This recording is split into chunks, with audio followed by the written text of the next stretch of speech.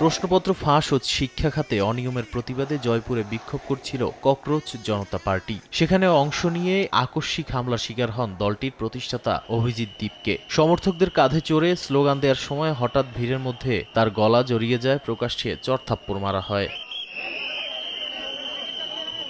এ নিয়ে ব্যাপক চাঞ্চল্য তৈরি হয়। ভিডিওতে দেখা যায় হামলার পরপরই দীপকের সমর্থকেরা অভিযুক্তদের ঘিরে ফেলেন। কেন্দ্রীয় শিক্ষামন্ত্রীর পদত্যাগের দাবিতে দেশব্যাপী আন্দোলনের অংশ হিসেবে জয়পুরে এই কর্মসূচির আয়োজন করা হয়।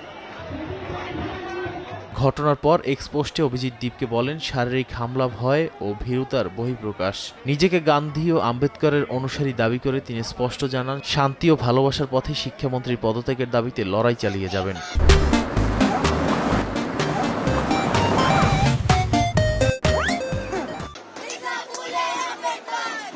এদিকে হামলার ঘটনায় নড়েচড়ে বসেছে স্থানীয় প্রশাসন। জয়পুরের বিদ্যাপুরী থানা পুলিশ এরই মধ্যে জড়িত সন্দেহে ৬ জনকে আটক করেছে। ঠিক কী উদ্দেশ্যে এবং কাদের ইন্ধনে এই হামলা তা জানতে তদন্ত শুরু করেছে পুলিশ।